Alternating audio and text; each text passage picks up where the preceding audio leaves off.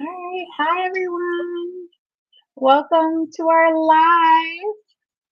Hi. We are kicking off the beginning of Black Maternal Health Week. And today we have LaToya, founder of Mother, Baby, and Beyond, with us. And we're just going to start the conversation. It's going to be a free flowing conversation. We want you all to join the conversation. Please put any questions you have in the chat. Please let us know if there are topics or things that you want us to talk more about, or if you have questions about. Again, we are just creating the space, and the space is literally for you all. You all make the space, you all bring your questions, experiences, and all the things. So please feel free to pop in the chat as we're talking. Again, this is a space that we've created for you all. So, LaToya, thank you for joining us tonight. Um, you know all things mom, baby, and beyond. So, can you tell us a little bit about yourself and about what led you to this work? Sure, absolutely. So thank you, Brittany, just for the work that you do with Black Girl Health Collective and for opening up the space, right, for this, really important conversation. So yes, like you said, my name is LaToya Brathwaite. I am a family nurse practitioner and the founder of Mother, Baby, and Beyond. And with Mother, Baby, and Beyond, we provide postpartum health care and early parenting support to expectant and new moms. And part of what brought, me specifically into this space is, my own journey where when I had my first daughter, so she'll be 16 this year. In 2008, I had severe preeclampsia, which is like extremely high blood pressure. And I also had what's called HELP syndrome. So that comes with other complications, elevated liver enzymes, low platelets, different things. And my daughter was born extremely premature at 28 weeks. She was 1 pound, 13 ounces. And at that time, I thought, oh, it's something maybe I did, right? Like we have that tendency as women, I think, to blame ourselves. So I thought, I had been kind of stressed during the pregnancy. Maybe I just didn't do something right. Then several years later, I had my second daughter, who's 12, and I had preeclampsia again, 26 weeks, 1 pound, 1 pound, 9 ounces actually with her. And, I was so frustrated because I tried to do all the right things this time and it still didn't work out the way I'd planned, right? And I'd been in the healthcare space as a nurse for a while. But by this point, with my second daughter, I'd started hearing more stories about women and specifically Black women having complications during pregnancy. To then fast forward to when I started Mother, Baby, and Beyond 2 years ago, the stories just kept coming of complications and the disparities that we were seeing in healthcare, and the fact that Black women were 2 to 3 times more likely to die during pregnancy than white women. And that's at best, right? In some areas, the rate is as high as 9 times, right? More likely to die during pregnancy or after from postpartum complications. So that really fueled me wanting to step into this space and recognizing like, hey, maybe what happened to me wasn't just about not doing something right. Maybe there's something a little deeper here. So that was really where I wanted to step into the postpartum healthcare space to help really provide support as well as advocacy, right, for Black women and mothers and people who are giving birth. So that's really the story behind it. And we specifically focus on postpartum because we are seeing now, especially that the postpartum period, right? Like a lot of times people hear postpartum and think postpartum depression. No, postpartum is really that period, right? After pregnancy and up to the first year after. And we're seeing a lot of maternal health complications. a lot of increases with maternal mental health concerns and deaths and morbidity that are occurring after pregnancy, right? And I've always said, we take care of the woman during pregnancy, but then after pregnancy, all the support drops off, and that's when most moms need it the most. So really wanted to step into that space and help provide that support. No, I appreciate that because I'm thinking about my own experience and how kind of like I just thought that was sorry, give me just a second.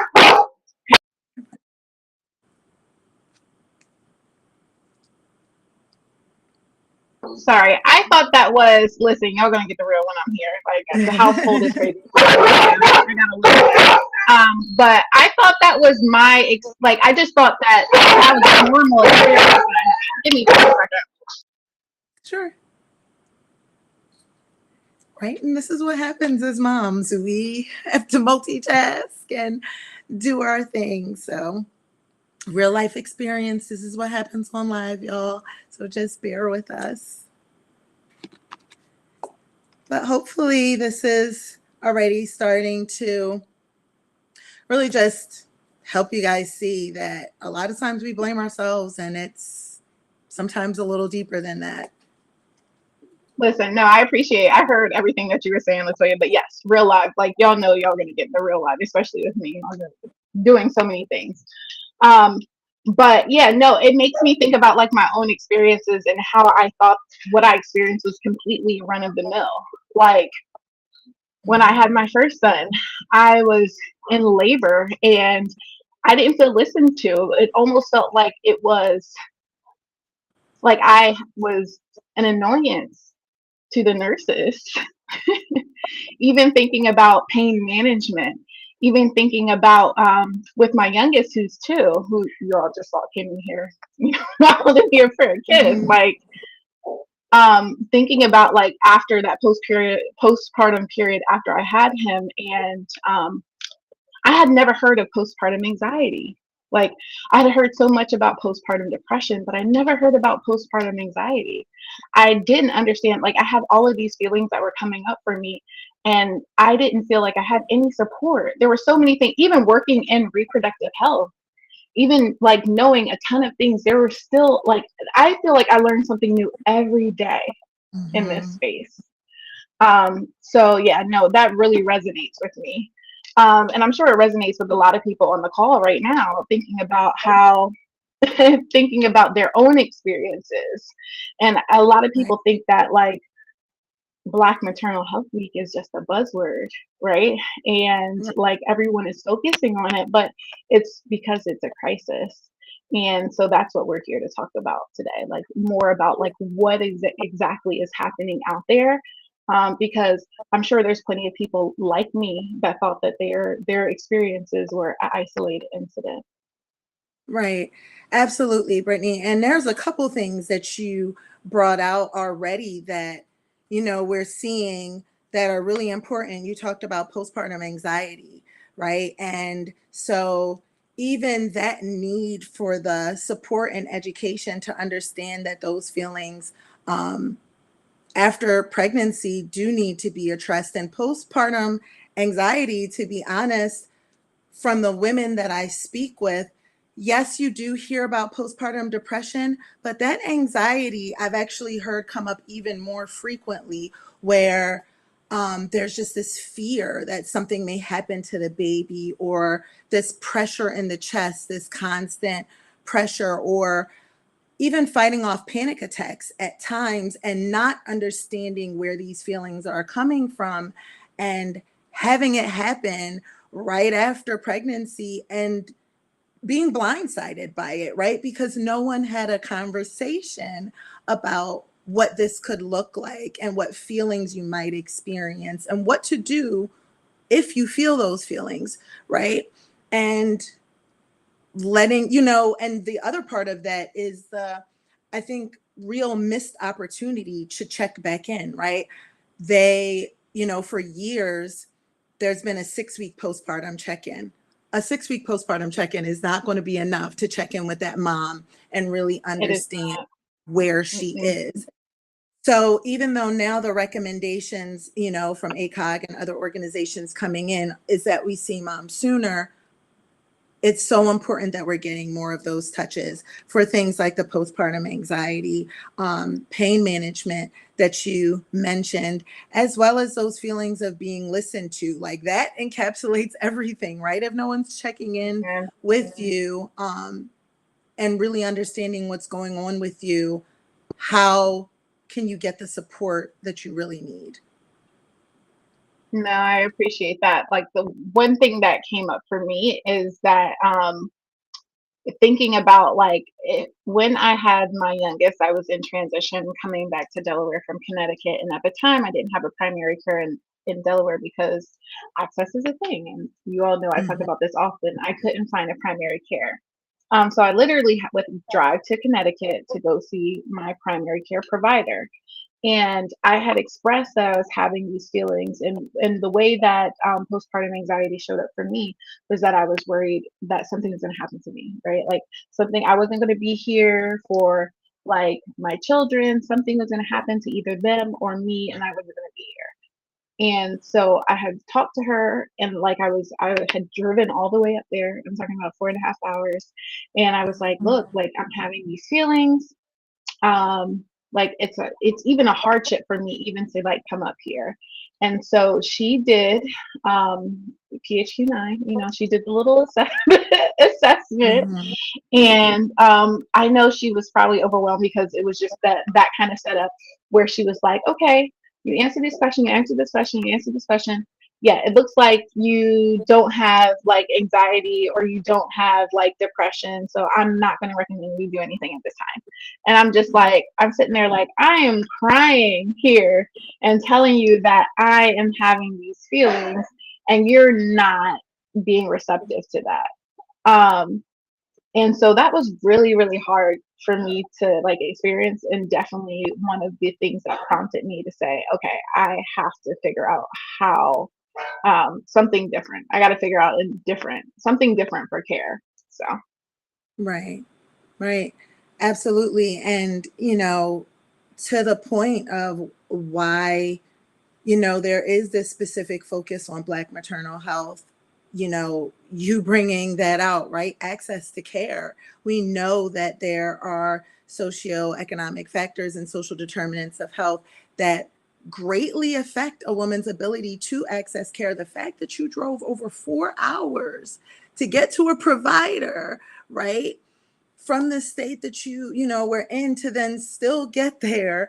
And then the other side of that is the dismissal, right? That a lot of Black women say that they feel in these interactions where boxes were absolutely. checked, scores were tabulated, and because that didn't fit into, the definition, you were told, oh, I don't recommend, um, anything for you right now. But focus on the woman sitting in front Hmm. of you. You have tears coming down your face.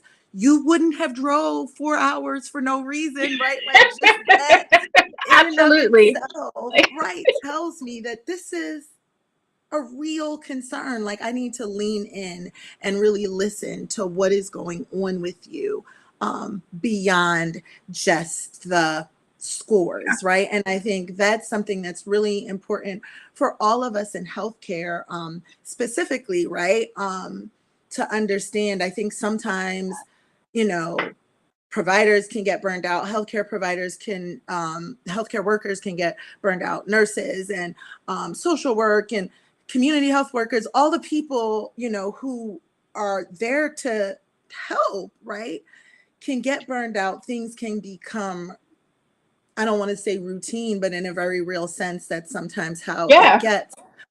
But it's so important to understand that we do have to pause, right, and lean in, especially when you have someone in front of you that clearly has a real need. yeah.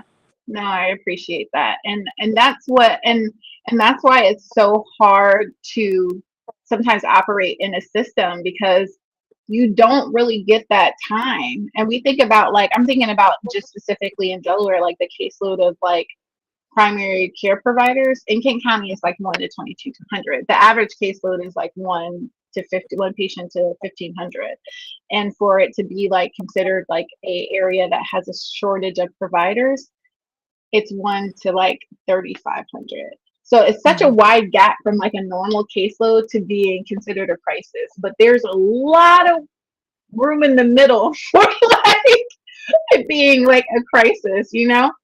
But I want to go back to something that you were saying, that really I think is important for people to understand when we're talking about um, Black Maternal Health Week and the impact of Black maternal health. I think often people think that um, when you have access to certain things, when you have the ability to, I don't know, learn more about your health, to have access to the best systems, the best providers, the best of everything, that will mean that you will not have these types of experiences, or that somehow lowers your risk, right? Of being impacted by these rates. And that's not true. Like it does not lower, it does not matter if you went to school, it doesn't matter. I mean, obviously it doesn't matter if you're Beyonce or if you are, one of the Williams sisters. It doesn't matter, okay? Like, Mhm. you are still at risk. And like that is part of why Black Maternal Health Week was created, was to sound an alarm about this. So I don't know if you want to talk a little bit more about that and like what you have seen or experienced. Yeah. Yes, absolutely. Girl, you will get me on my soapbox. So, yes, this question gets right to the heart of the issue and why Black Maternal Health Week. And I want to back up a little bit because I think, too, it's so important that we're having this conversation because I've seen comments and I've heard people say, well, maternal health in the US is a crisis, period. Why the focus on Black maternal health? Like, we need to take that out because it's a maternal health issue. And I am not discounting that. I work with women in the community of all races, and I have seen the morbidity and preeclampsia and different things like that with both my Black and brown sisters as well as my white sisters, Indian, across the scale, Hispanic as well. Um, but to your point, when you have Black women that are dying at 2 to 3 times higher rates, and there is nothing that's protective, right? As you mentioned, Beyonce has shared stories publicly about having preeclampsia and the difficulties that she had during birth. This is Queen B we talk about here, right? We talk about Serena Williams, Right. who also had issues. And then, very recently, um, there was the story of oh, I want to pull her name because I had it here. Yes, Crystal Anderson, right? Who Oh yes. was a Hmm. Kansas City. She was a former Kansas City Chiefs cheerleader. 40 years old, well Yep. established, great shape. She goes into the hospital, has a stillbirth, and then dies a couple days later from complications from that pregnancy. Right? Again, she had access to care. She was 40 years old, well established, married, all of the things that you think would put her in a position to not be in that situation. But here we are with a husband, right, who has to go home without his wife and without his baby. One of the stories that really galvanized me is the story of the 32-year-old track star, Tori Bowie, who was an Olympian Yes. and who died Yes. during childbirth at home, At right, home. alone during her 8th month of pregnancy. Where was the support? Where were the touches? Right? So we're talking about Olympians here. We're talking about cheerleaders and celebrities that you would think have every resource in place, and there's still these, negative outcomes are still happening, right? And your the color of your skin, your race, that should not be a predicting factor to having these negative outcomes, right? But when we peel back the onion, right, so to say, we know that there are systemic issues that are really kind of entrenched in the healthcare system, that are causing a lot of these things, and the implicit biases and things that we are seeing. So that's why it's so important to really put that focus on Black maternal health and what can we do to improve these experiences, learning from not only the negative but the positive experiences, right? How do we better support Black women, mothers, and birthing people in this journey? So I think that I just love that you brought out the fact that it's not protective, no matter how many resources you have or little resources you have. And to be honest, every mother, our tagline, with Mother, Baby, and Beyond, is that every mother deserves to survive and thrive, right? So regardless of how resourced you are or are not, every mother deserves to survive and thrive, right? Not just survive, because you will hear, certain hospital systems or things where you talk about the Black birth experience and how improvements can be made, and the trauma, right? Like the real trauma that mothers are walking away from their birth experiences with. And you will hear hospital, administrator responses, well, we haven't had a death in XYZ amount of time. I mean, if they This, want to share the information, and then sometimes they don't even want to right, share the information. right, right. It's so true. And Kimberly Sears Allers, she's the creator of the Birthright podcast and the Earth app. Mhm. And she is well known for saying, like, just because you didn't kill us doesn't mean that we have the experience we deserve. And That part, that's really that what this is part, about. that part. I do want to reference a couple of questions that came up in the chat. And Yeah. then I want to speak to what you just said about just because you didn't kill us. There was a question about what is being done in support of birthing folks who are considered advanced maternal age. Um, and so I can say from my experience specifically, and I'm sure you can say more to that, because when I was pregnant with my youngest, I was 34 and turning 35 during that pregnancy, and they were like, "Okay,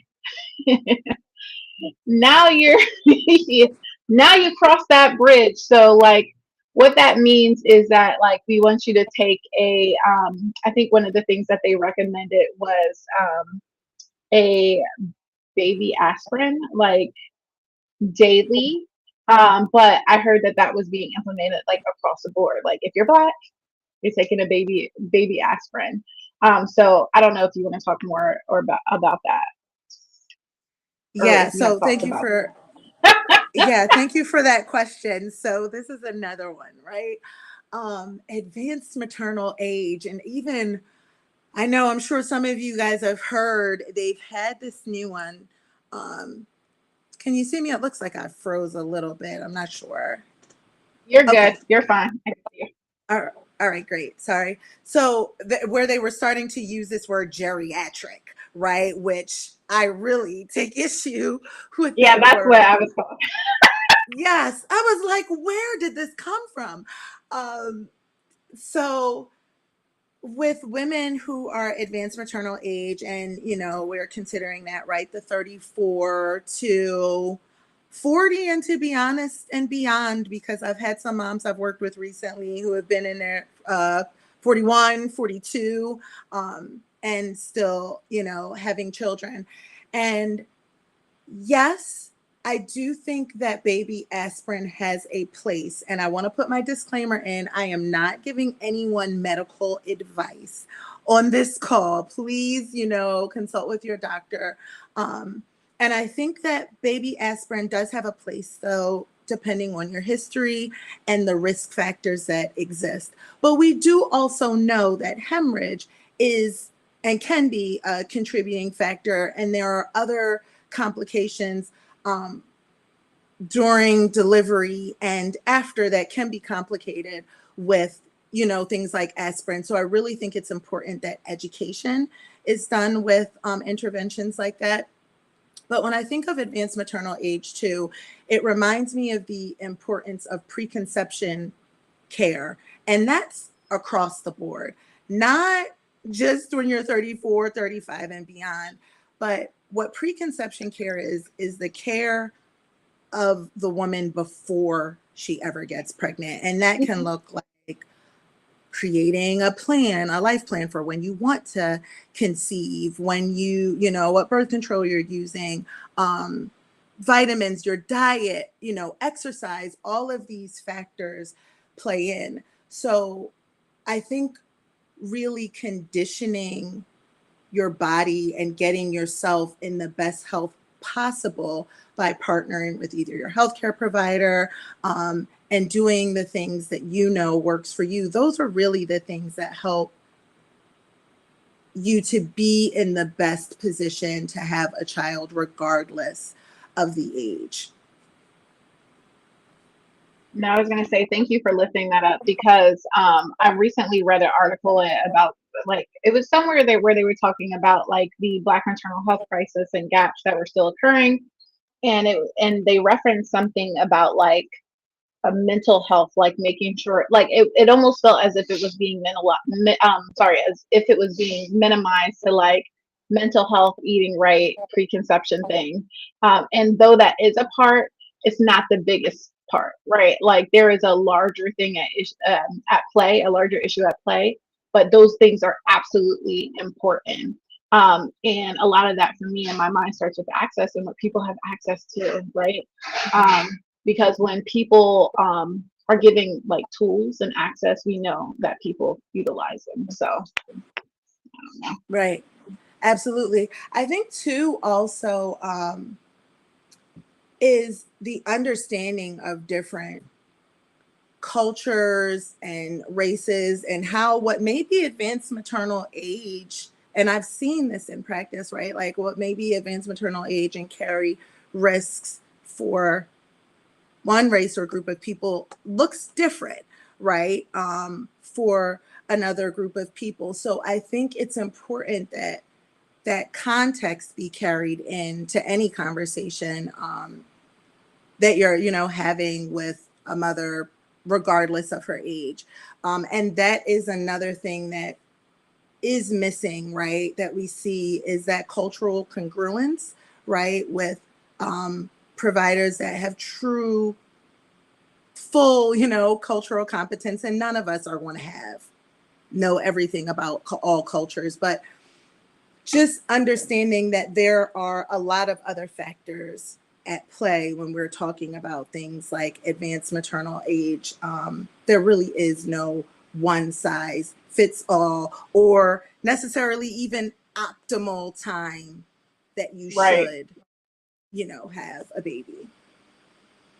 Right. No, that's true. And then thinking about like when you're speaking about cultures, I'm thinking about how some cultures, um, family planning is like a group decision. It's not like an Mhm. individual thing. It's like a group conversation, and like how we as people that work in these systems or in these spaces like are able to respond to that and support that. So it's it's all the things. Um, there was another question that came through, and it was about like supports for folks who have miscarried. And I don't know if you have any thoughts about that, or yeah, I think there definitely is I think a gap in care for folks who have experienced miscarriage and loss. Yes, absolutely. Thank you for this question. So this is another significant gap that we're seeing. And I'll talk about two things: miscarriage as well as infertility, right? Because when we're talking about Black maternal health, what a lot of people may not realize is that Black women also have 2 to 3 times higher, sometimes,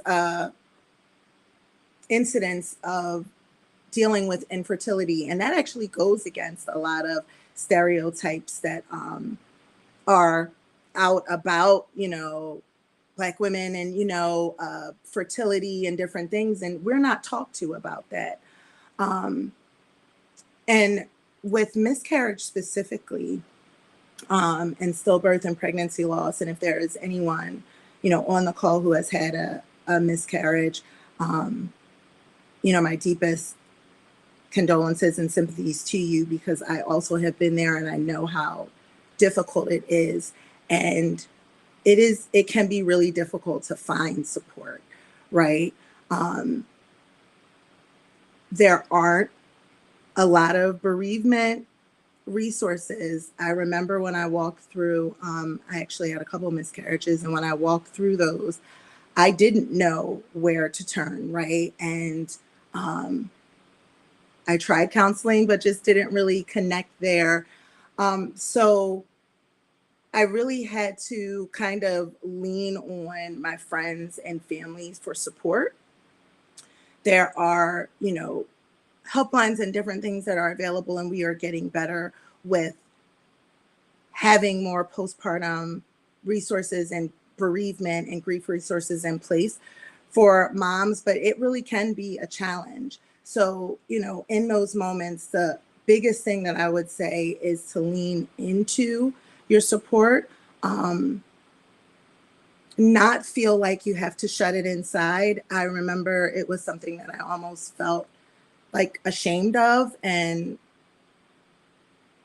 like a failure, on my end. And that's so not true, right? We really have to be gentle with ourselves and understand that, these losses do occur, and knowing where to go to find resources, whether, you reach out to your healthcare provider. There's a lot of times there's local organizations, in Delaware, calling 211 can also connect you to different resources. And then we also have maternal health helplines that I'll give you that information to post in the description for this, that you can reach out to in those times. No, I appreciate you saying that. I think what comes up for me is thinking about the importance that community can play in those moments. And that also there are often a lot of programs and people just don't know about them. People don't know about them even that may exist even outside of the state. Um, and another thing is like thinking about like even the harm sometimes that happens after a loss and how it impacts you and you feel like it's your fault, like you were saying. And then sometimes our family isn't helpful. Like your family members aren't helpful in the things that they're saying, right? Like it can be like, or your feelings or what you're experiencing in that moment are kind of brushed off to the like, don't worry about it. Like you'll have more chances or whatever. And it's really hard to process loss and also navigate the feelings of those closest to you. Yeah, I'm so glad you brought that out, because that's an extremely important point. Um, Identifying the people who are safe to share that vulnerability with is key, um, because it can be almost re-traumatizing when sharing with family that does say things like that, like, oh, it happens, or you can try again. And again, you have to have so much patience with yourself in that process and allowing yourself to go through those emotions and feel your feelings. Because I'm just thinking, after I'd had my miscarriages, and, even just seeing someone pregnant, right, would be so difficult for me, right? And to your point of blaming yourself, like what was wrong with me, right? Like why does she get to have that? And I can't. And so there's an ongoing trauma, and that occurs, and an ongoing grieving process that occurs. And then even in the next pregnancy, right? That was another thing for me. Like, and I'm sure women who have had pregnancy losses can speak to this. That next pregnancy, I was just so anxious. And what does that even do, right? In your pregnancy, when you're going in with those feelings, because um, just wanting to get to that week, right? Whatever week the loss occurred, like You that have nowhere to put becomes, those feelings. Like you have yeah, literally nowhere to put them, yeah, because it's not like, and I think sometimes as caregivers and in these roles, you're so used to being able to compartmentalize, right? Like I can pack this up in a tiny bow and throw it in the file cabinet way in the back of my mind and not think about it ever again. But like there are moments I find myself not being able to keep things wrapped up in that neat little package, right? mhm, Like, and stuff is falling out the closet, right? At some point, like that little cabinet that I had in the back is now running over, right? And so you have nowhere to put them. And so it forces you to have to deal with it. And whether you like consciously deal with it or you subconsciously deal with it, it's still going to create an impact. right, absolutely. And that speaks to the, maternal mental health, right? And the importance of the focus on that, like we talked about with the anxiety. Yes, that's a part. Depression is a part, but then also understanding that many of these moms are carrying trauma, right? And like you said, not knowing where to put it and not having resources afterwards to help process those feelings. There are organizations like you mentioned, outside organizations like Postpartum Support International. I know they really champion mental health resources. But again, really looking into the community, maybe talking to other moms, right? If family and friends aren't a safe space to um, connect with, what resources they may have used. I know Facebook mom groups, everybody's not a social media person, but I know those new mom groups on Facebook and different things like that have also been really great resources for moms in different cities to be able to tap into.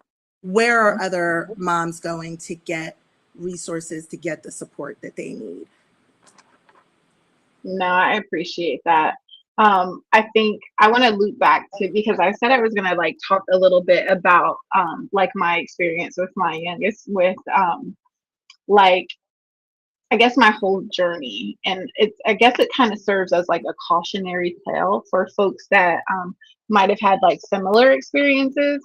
So I couldn't find an OBGYN locally in my county because surprise, there's a shortage in OBGYNs. And it was really important for me to find a provider that would be present, like when I went into labor, that I had a relationship with. I just didn't want to deliver with someone that I didn't know, which is occurring more and more because there's a shortage. So I did my research, did my due diligence, researched this location or this practice, and I was like, okay, I really want to go with them. They have like great reviews. I know all the things. Had to travel an hour away for visits, but whatever. So did the whole thing, all the things, right? And my plan was is that I wanted to go for a VBAC.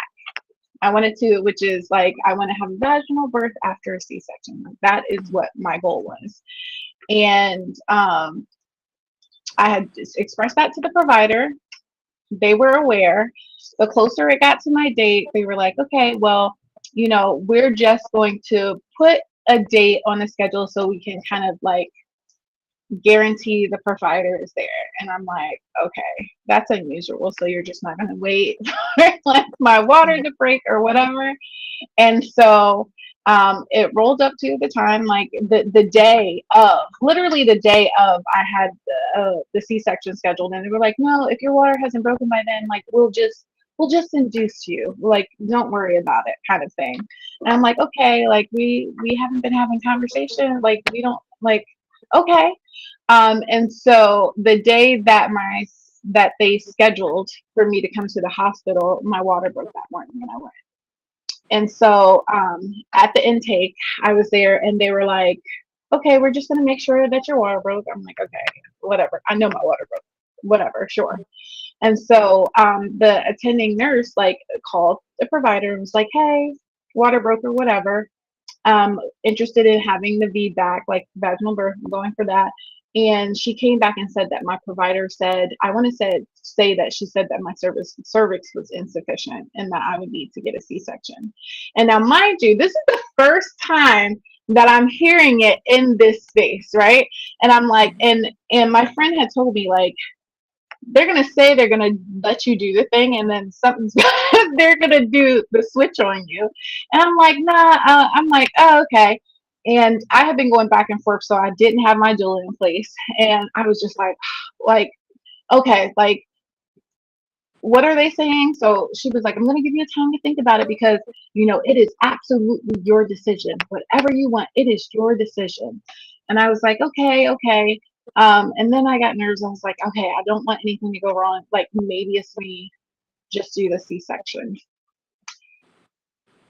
Ended up doing the C-section, and they ended up when they were trying to do the anesthesia, they kind of missed and ended up paralyzing my diaphragm. They gave me a high spinal.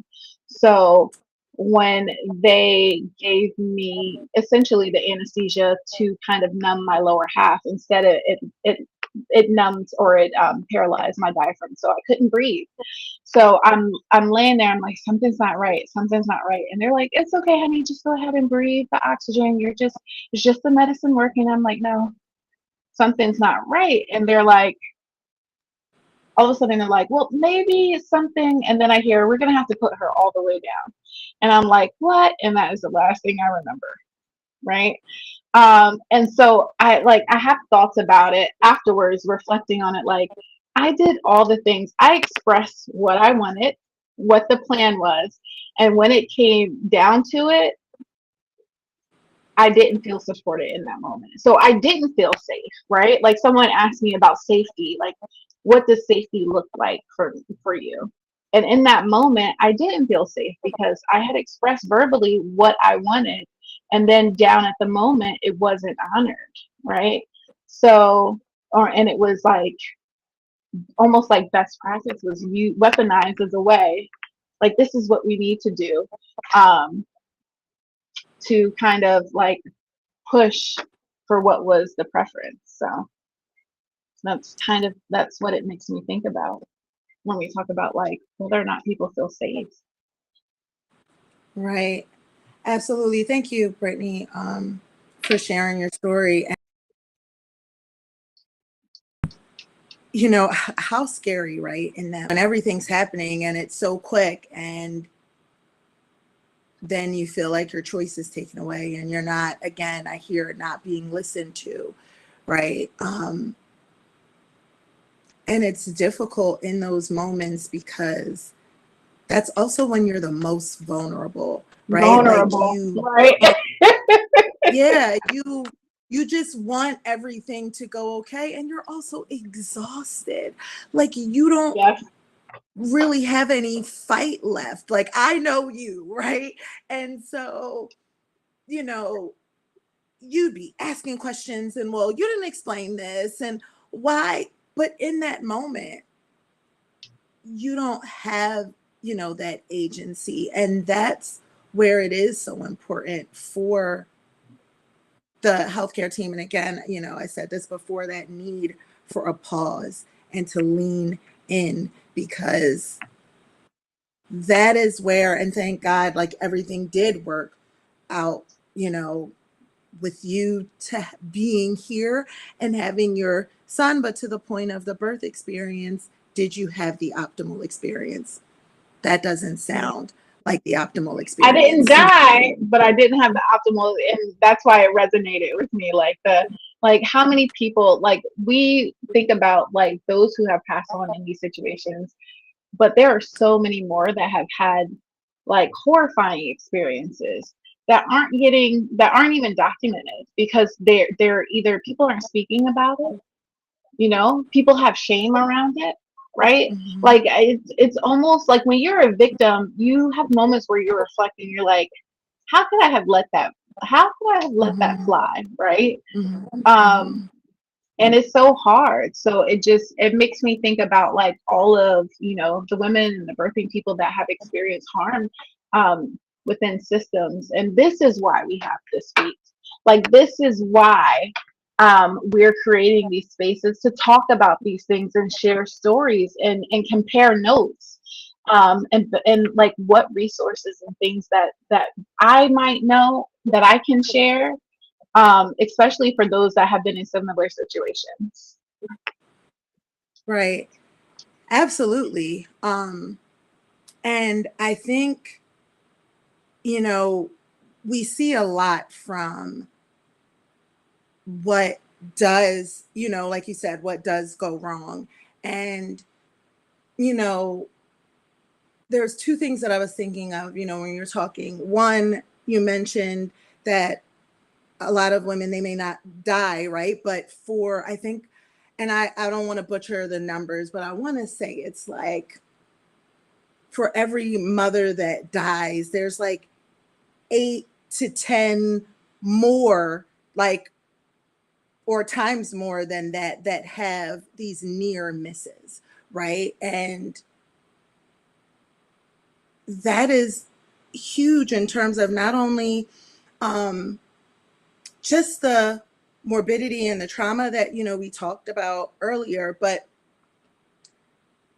when we're looking at these kinds of outcomes, and many of them are preventable, right? Like 80%, over 80% of maternal deaths can be prevented. And then we see these morbidity concerns, and the morbidity is, you know, the near misses, right? Or the severe, you know, it could be illness or complications that are experienced.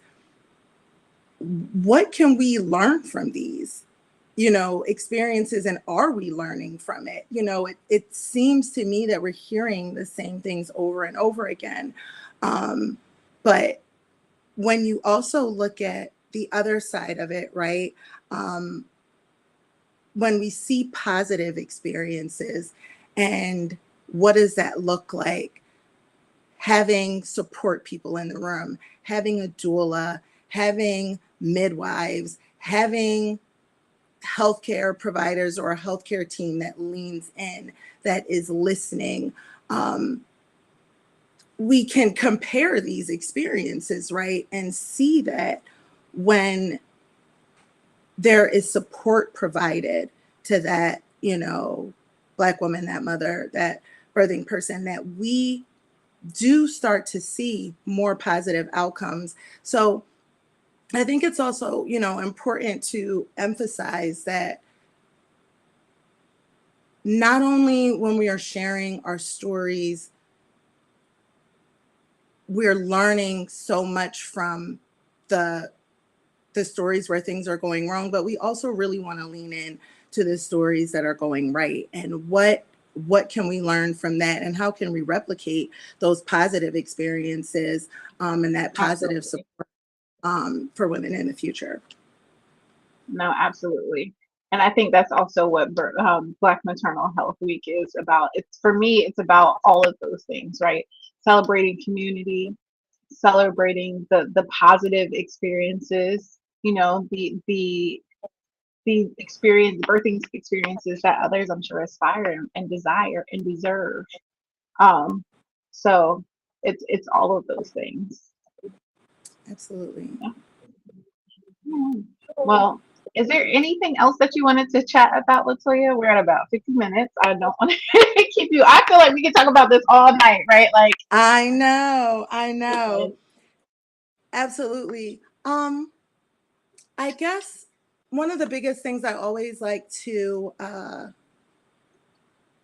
close or walk away with is like, what are the next steps, right? That's always what I want to know. Like, what do I do next? Now that we're going into this Black Maternal Health Week, what does that mean for me, for you, as you know, the viewer? And thank you to everyone who joined and asked questions tonight.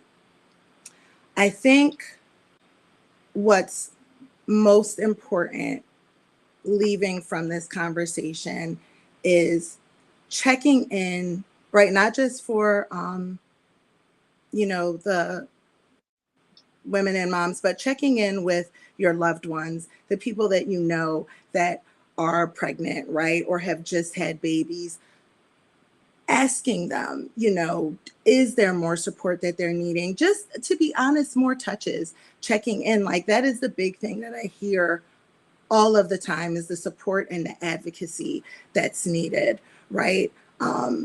When someone is sharing their pain, whether it's, a traumatic birth experience, listening to that, right? Not brushing it off with, because family and friends will say this too, at least you lived, right? Like, you're here. And that also does minimize that trauma and that experience. So being there really to help support those that you love in their journeys, getting the support that you need if this has been if you've had trauma or going into pregnancy, reaching out for those support, systems, tapping into those mom groups. Another thing is reaching out to your legislators, right? Writing letters. I think with, not even I think, but I know with the reversal of Roe versus Wade, that has caused significant, you talked about provider shortages before, that has caused significant provider shortages. Like there's been like a mass exodus, right? Of, people don't even want to practice. right. Yes. Right, because there's so much litigation and things involved in this. So we need to get our legislators involved, whether we're advocating to have more programming for midwifery programs, right? To have more programs to train and support doulas so that moms can have access to birthing support. And we are getting some wins, right? Like we did recently get Medicaid coverage for doula care, but we just don't have enough birth workers, right, in this Don't. space. So writing to our legislators and advocating for these changes and really just continuing to speak out, spread the word. I think for people like you and I, we're immersed in this space. So it almost seems like common knowledge for us, but I speak to so many people on a regular basis that have no idea that Black Absolutely. mothers are Don't, dying. that have no idea. It's so it have no idea about what's happening right now or Mhm, historically what has happened in the past. Like mhm. that absolutely influences where we are today. And I think that's another conversation we should come back around to and talk Yeah, about like the history, because yeah. there's so many people that don't know the history of like reproductive health in the United States. So I think that's something we should definitely talk about. But people don't know. And I think another thing that comes up for me is not just the checking on people, like your people, checking on your folks, but is like have a conversation.